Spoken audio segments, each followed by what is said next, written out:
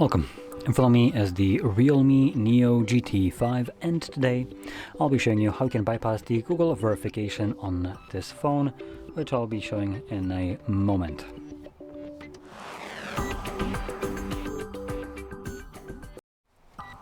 So, while this is still loading the information, I'm going to quickly mention that we'll need two things. Number one will be a internet connection, which I have already connected this phone to the internet, but I'm just going to show you, see where to do that. And additionally, and more importantly, you will need a second phone. Now I'll be using some Sony Xperia for this. Most Android phones will work, but I do want to point out not every. For instance, I tried this piece of crap right here. It might be a good phone, but the skin over it is an absolute atrocious garbage, and it basically prevents this phone from being used for transferring. Now, this isn't fault of Android, this is fault of Xiaomi, and if Xiaomi is just trying to be monopolistic trash right here, I don't know, but just know that Xiaomi won't work because of their BS system skin that they have. On top of that, most phones should work outside of like very cheap ones. We're talking about sub $100, which have an option turned off called drawing over other apps. Like I said, that only happens, that option is only turned off on very low-end phones, and those won't work. I can't tell you which ones, but like I said, it's going to be on the low end. Some low-end phones will still work, so if you have one, you can still try it. Maybe the device will work, I don't know. But usually if you have, as an example, on that phone, things like Go Gallery or Gallery Go, whatever it is, the mobile or like the very low-end version of Google's Gallery application, that phone most likely won't work. Now, anyway, so here we have the setup, the verification with the pattern, and if I close this, it's also going to give me the, there we go, Google verification. So you can see it is locked. Now, going back, we want to back out to right here, which is the language selection page. Select emergency call, and then you will type in this code, which is *899, and then press hash.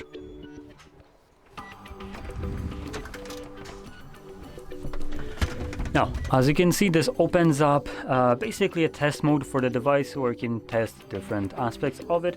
We're interested in the camera one, so first we're going to select manual test, and then you want to swipe down on this panel till you see camera, click on it, and then select camera test.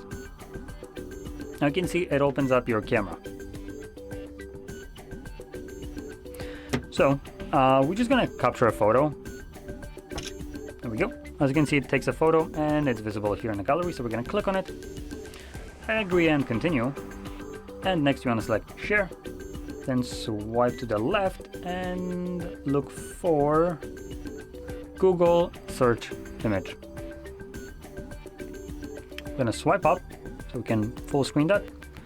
In the search bar, you want to get rid of this and then type in HardReset.Info/bypass.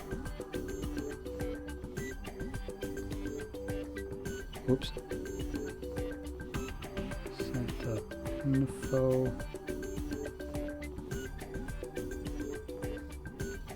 Okay, there we go. I think I did it incorrectly. We'll see. So I do want to, before I click on the link, I want to warn you, this is going to be a nightmare right now. The amount of garbage ads on our website is absolute horrendous crap. I work here, but I definitely can tell you I hate ads, and I can only condemn this. Now when you click on the link, it will redirect us to Chrome. We're gonna make sure you click on the use without an account. Choose your search engine, whatever. And there we go, it opens it up. Now chances are when we click consent, yep, there we go, there is the garbage that I was talking about. I just selected consent.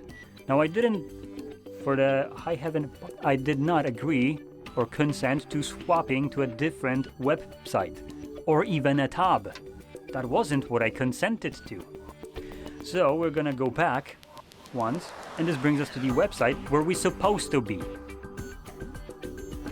Anyway, here we're just gonna scroll down and you will find settings application. Tap on it and it opens up your phone settings. Next, scroll down here and select home screen and lock screen, and then select home screen layout. This glitches out and brings us to the actual phone home screen. Now, before you go clicking off, we're not even halfway done with the bypass yet. The device is, oops, no, stop, what did I do? Oh, there we go, we have a button. So the device is still very much locked, and you can see it right here. We have the lock icon that indicates that, and we're missing even buttons at the bottom. So what we need to do now is swipe to the left and then go into the tools folder and open up the clone phone app. Here select that this is a new device and allow anything that it shows up with. Now next select your other Android or device, which for me will be other Android. If you have something like Oppo, Realme or OnePlus, you can select that instead, as they do come with their own phone clone application. So if you have that, you don't need to download anything on your second phone. But if you have other Android, you will need to download the clone phone app. So for Realme, Oppo and OnePlus, you also will have the tool folder somewhere, and in there you'll have a phone clone application. But for the people that don't have that, like me, just open up your Play Store, search for clone phone, as you can see right here, and you can download a variety of them. You can download the Oppo one, the OnePlus one. Both of them will work just fine. You can see there's also OnePlus. They're basically the same kind of parent company, and these applications are exactly the same. They're just named differently. So either one of those will work. Anyway, I already have it downloaded, so let me just open it up right here.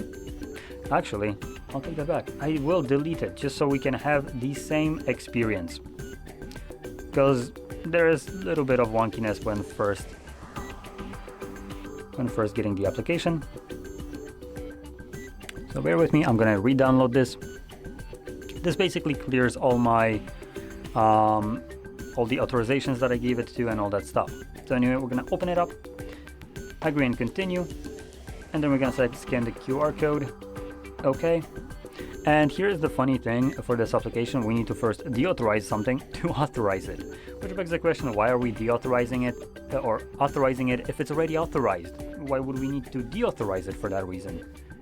So anyway, just do that moronic thing and grab your phone as it opens up your camera right here. I'm gonna hover it over the QR code right here, and as you can see, I'm gonna again deauthorize something so we can give it the authorization. Next, we're gonna select settings, find the clone phone app in here, and then toggle this on. Go back twice. I'm gonna select connect, and these two devices will now connect through the hotspot that one of those devices creates. Now, when you have your data visible right here, or different categories of data, you want to deselect everything apart from apps. Like this. Click on next, and again we need to go into settings, toggle it on, go back, and now we can next again. So give it a moment, it will load all the app data that we have, which is a whole 3 gigabytes of it. And you want to scroll down and actually deselect it. Next, once you deselect, you're going to click on the text itself. This will open up the list of applications, and from here you want to select a single application that has the lowest size. This looks to be something like music right here, or actually RAR by the looks of it, so that's what I'm going to select. As you can see, it's 9.3 megabytes. So that's pretty good. 14, anything to like 20 will be good, but once you start getting to like hundreds, obviously the process will take longer to move over that application to the other device. So pick something that has the lowest size you can find. And additionally, as you can see, all of them say MB, megabytes. If you have something with KB, that's even better. So we have one app selected. We're going to click on next, and again we're going to deauthorize so we can authorize. And then we're going to click on start migrating. Now I'm not sure why this looks like this, but I'm just going to ignore it because it will work anyway, and start migrating. Now, because my application is only like 9 megabytes, it's basically already finished. So we can click on done right here. It's still installing it on the other phone, so let's wait for that. No, there we go, it's finished. This phone is no longer needed, so we can now focus on the locked one. Now here, we tap on the drop down, you can see migration complete. Let's click on resume. You can also see that it succeeded once. Now I'm pointing that out because in your case, it might tell you that it failed. Now if it failed or succeeded, don't worry. In both cases, the process is still working just fine. Everything is going fantastically. If it tells you it failed, don't worry. Anyway, I'm gonna click on next, not next, but done. And this now brings us back to the setup of our phone. But there is a bit of a difference. We are now 2 steps after the verification, interestingly enough. And we can now select the screen lock. Now we don't want to do that, so we're just gonna click on skip, more, agree, done, and get started. And this takes us to the home screen. Now before you go again clicking off, we're still not done just yet. There is one last thing that you want to do to fully unlock this device. Right now you can use it in this state, but still the phone has some remnants, some memory of the previous user data, like the screen lock or the Google account, so it might give you some problems occasionally.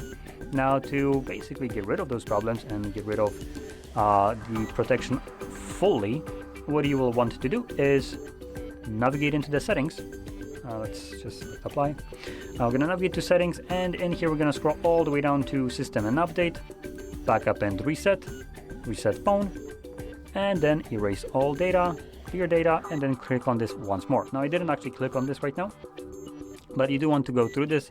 I'm gonna skip this on the video just as it will just take time, and honestly it's just a factory reset. There's nothing to show there. The reason you want to do this and only do it now instead of before is because right now the device knows that it's fully set up. We have gone through the full setup, it's done, and when going to the reset now, the phone kind of checks if the device is set up. Yes, it is. Does it have any kind of screen lock set right now and Google account signed in? No, it does not, because it actually doesn't have any. And when resetting, the phone is basically forced to clear all data at this point.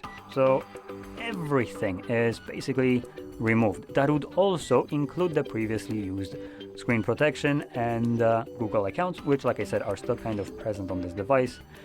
So that's why you want to do this reset at the end. And if you were to do this before, when we were halfway through the bypass, when we were in the settings, this actually wouldn't work. The device was still in the setup stage, so when doing it back then, the device just kind of checks, is it instead set up? Yes, it is. Is the device locked? Yes, it is. So once you do the reset through settings, while we're still in the what phone considers setup stage, it just goes back to being locked because it was locked. So yeah. So that's why we didn't do that before. Now, with that being said, hopefully you found this video helpful, and if you did, don't forget to hit like, subscribe, and thanks for watching.